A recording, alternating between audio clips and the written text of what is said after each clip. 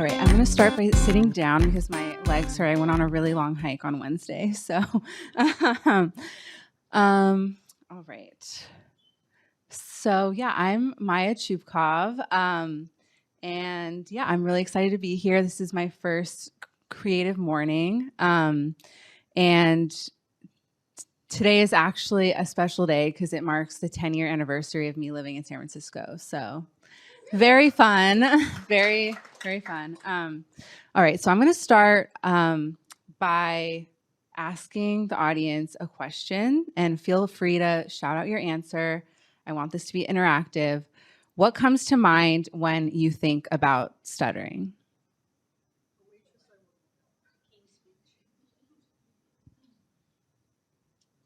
I know it's early. Joe Biden. Okay, I heard Joe Biden, a waitress, the King's speech, anxiety, frustration. What? The childhood friend. Okay. And what did you say? Patience. Okay. All right. Thank you for being honest. So I'm a person who stutters. There's actually 1 to 2% of the world population stutters. So that's around 65 to 70 million people worldwide. I honestly think that statistic is not accurate because there's a lot of us who are hiding our stutter. And so I think there's actually a lot more of us. And according to the statistic, there's probably at least one other person in this room that also stutters. So who knows? So now I want you to think back to a time when you encountered a person who stutters. Maybe you're finding that you can't recall a time you ever encountered a person who stutters, or maybe you're thinking of something you haven't thought about in a while. So I heard a few characteristics and things that you guys shouted out. And one of stuttering is such a misunderstood disability. The characteristics and the way society views stuttering is largely impacted by pop culture, as are a lot of things. But most of these pop culture references are extremely harmful to the stuttering community. So someone mentioned the King's speech that won the Academy Award. However, it doesn't really send a really great message to people who stutter, because the whole point is him overcoming his stutter and fixing it. What is very misunderstood about stuttering is that there's no cure. A lot of people who stutter can never get rid of their stutter. So having that message out there, especially an Academy Award winning movie, it doesn't really set a good tone for our community. So I've experienced the harmful impacts from these ableist narratives around stuttering firsthand, going back to when I first realized I had a stutter. So I was in second grade, and my mom and my dad tell me I was stuttering way before this, but the first time I realized it was when I would get pulled out of class in second grade, and I noticed that I was the only one getting pulled out of class. And it really made me realize, like, wow, like, why am I getting pulled out of class? And I would go to speech therapy. And the whole point of speech therapy was fixing my stutter. And that really made me feel like something was wrong with me. And like, I'm not blaming the speech therapist, because speech therapists learn what they learn in school and they're just trying to help. But my whole life, I was told that I was broken, that I needed to be fixed. And so that really planted a deep seed within me of really hiding my stutter and trying so hard to desperately pass as fluent. And so I felt like I was kind of hiding my true self my entire life by like hiding this part of me that I didn't want anyone to find out about, which really impacted my ability to make friends. Like I didn't have a lot of friends because I just felt like there was always something kind of blocking me from like opening up almost. So I didn't really have friends until college, which is really sad. um, and in fourth grade, I experienced the worst bullying you can imagine. Like, wow, like it was really bad. And because of the bullying, because of the emotional trauma, I avoided a lot of situations. I avoided auditioning for the school play. I avoided following my dream of broadcast journalism. And I also avoided joining the debate team, even though I really wanted to. But I got through it. I got through being called dumb and being put in special ed, and being misdiagnosed as having a developmental disability, which I'm not saying those are bad. I'm just saying like no one really understood stuttering. And so they kind of labeled me in ways that wasn't very helpful for me. And I also got low participation scores, like because I wouldn't speak up in class. And I had a really tough time in the workplace. So I've been in the workplace, like professional world for about 10 years. And I would get like the worst performance reviews because I would be told like I didn't sound confident or like I wasn't prepared enough, even though I spent like weeks and weeks preparing, and then I would just like stutter anyway when I had like a client meeting. So that was really hard. All right, so I know that this has been negative so far, so bear with me. It's going to get positive. So how did I go from hiding my stutter to doing a podcast about stuttering? So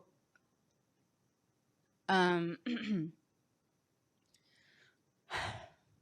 so so the spark for the podcast happened during the pandemic. I was super depressed. I hated my job and I needed a reason to wake up in the morning. Like that's how bad it was. And podcasting was always something I was thinking about because it seemed like a low barrier to entry. I could just start one. And I was like thinking about, okay, what am I going to do this podcast on? And my husband was like, you should do it on stuttering. My husband's always been very curious about my stutter. Like he'd always be like, oh, why do you think you stuttered a lot in that conversation, but not in that one? So he's just always very curious about it. And so that's kind of when the light bulb went off and I was like, oh, that's actually a really good idea.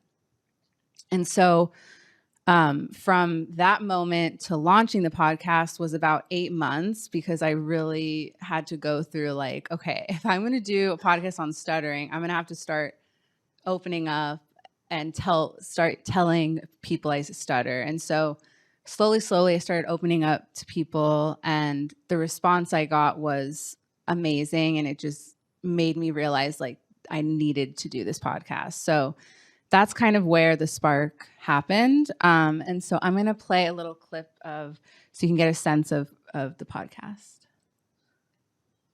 Oh.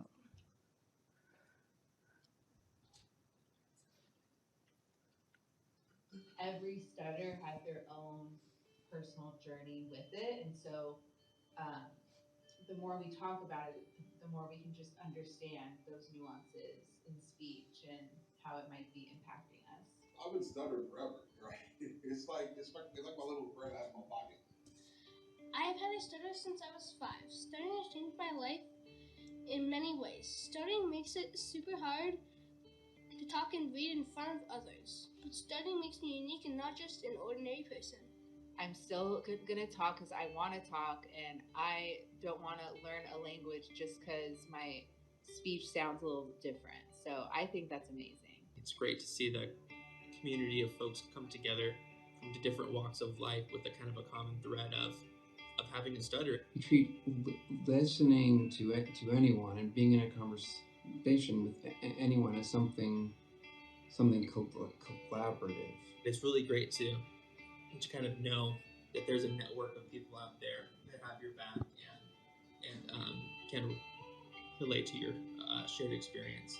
It gives me a sense of pride to be a part of this community that is very close, like it's very small, and you know, you got to win the lottery to be a part of it.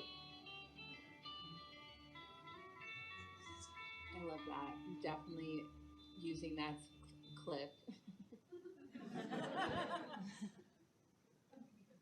All right. So, just a little bit about that clip. So my friend Tessa, who stutters, edited that.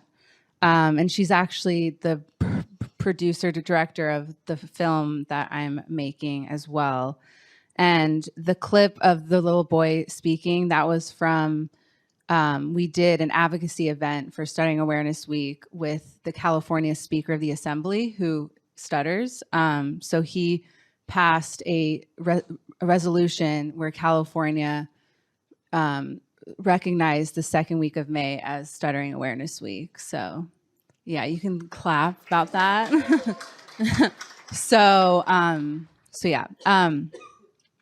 So you may have heard me stutter. You may not have. I think I heard it a little bit. But I learned a really incredible term that helps describe my stutter. It's called covert stuttering. Sometimes I like to say I'm like a high functioning stutter because you can't always hear it.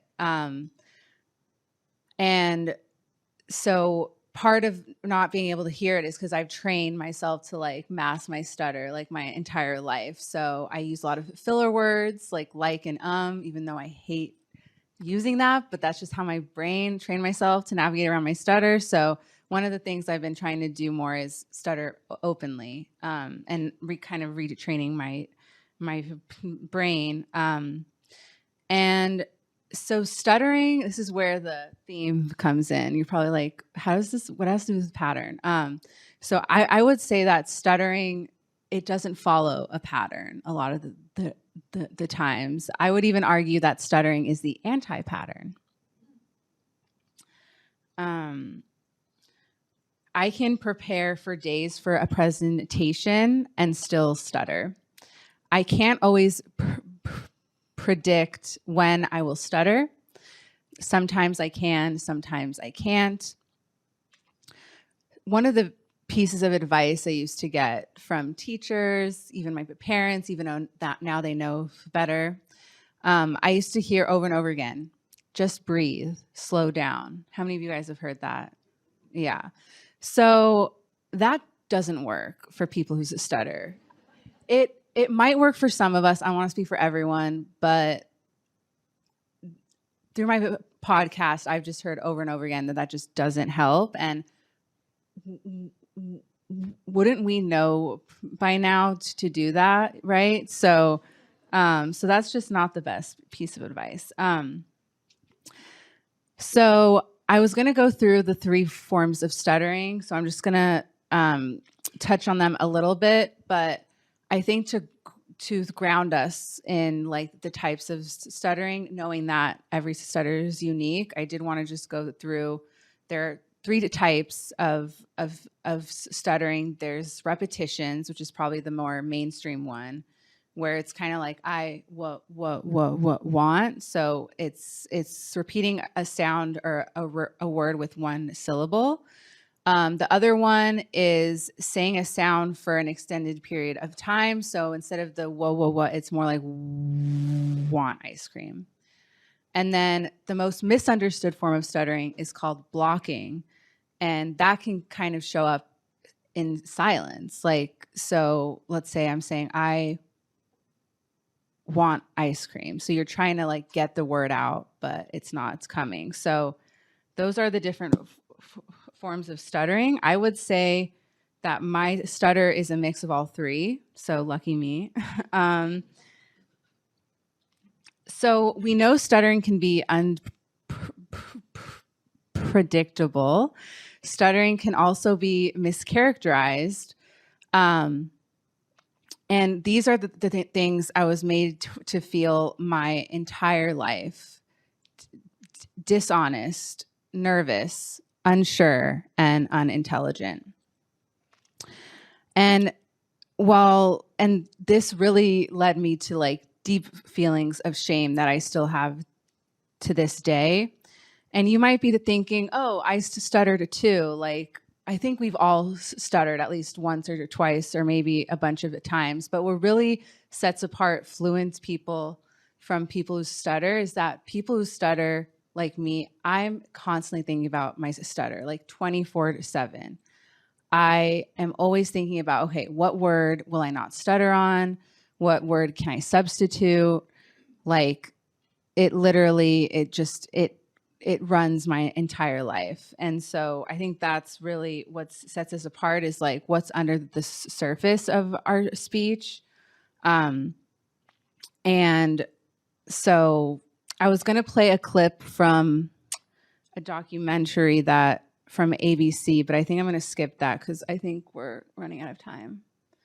But if you want to check it out, ABC just won an Emmy for a documentary that they did called More Than My Stutter.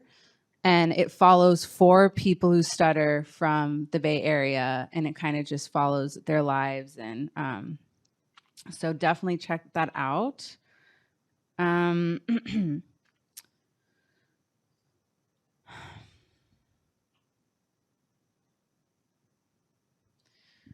So we talked about misunderstanding stuttering. I think one of the reasons why stuttering is so misunderstood still is because there isn't a definitive reason why we stutter. Like, researchers, scientists have been trying to study stuttering for decades, and they still don't know the direct cause of stuttering, and there's no cure. So I think that's another reason why we're kind of in this spot of not really knowing what exactly stuttering is and how to fix it.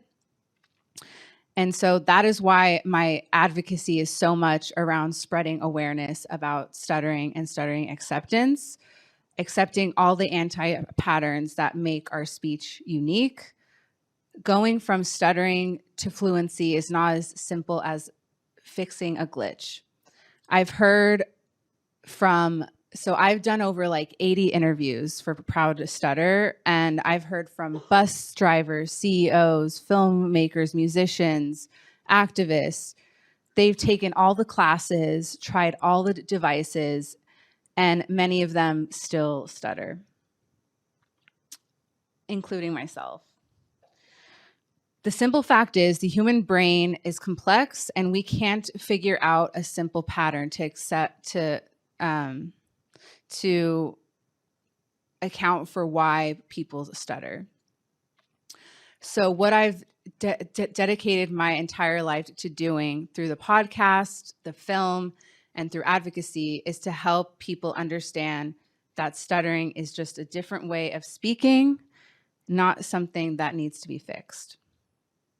So I'm about to show you a clip of the film that we're in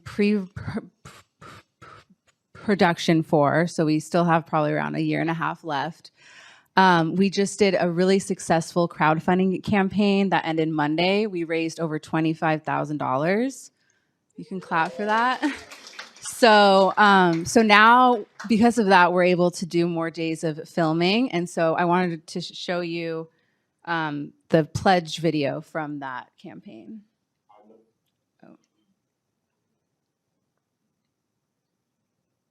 know who I am as a Black man.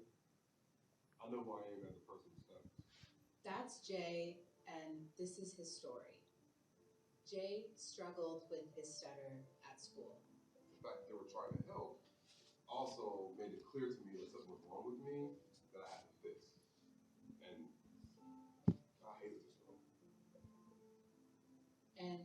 navigated feelings of being misunderstood?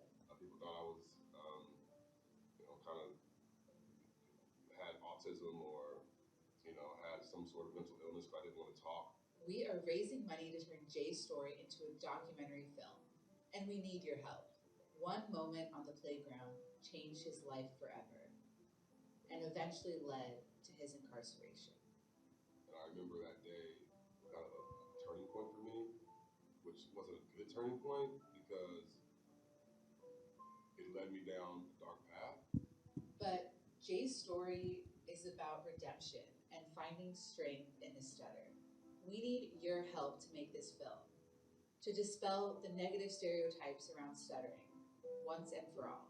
We are raising money to finish the film, which includes 3 more days of filming. You might want to do a clap for syncing or something. Yeah. We also are raising money for post-production. We need your help.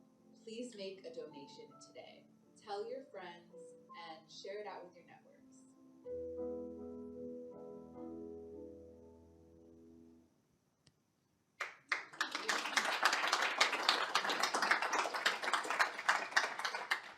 And we're still accepting donations. So if you want to support the film, there's the website. It's called rockofhopefilm.com. So to end, all people who stutter have to navigate their own unique patterns of speech. Some stutter on certain letters or words, some block, and that's okay. Join me in helping me change the narrative around stuttering. What can you do? Well, here's a few things that you can do. So I've been speaking at a lot of different organizations, companies around Stuttering Awareness Week and Stuttering Awareness Day, just to educate about how workplaces can be more inclusive of people with speech disabilities. Share out the film website and podcast. And also, our film is looking for partners, whether it's brands, nonprofits, organizations, to partner on the film. And there's a ton of ways to partner, whether it's, volunteering, providing food or coffee at events we do around the film, or sponsoring. So there's just a lot of ways to get involved.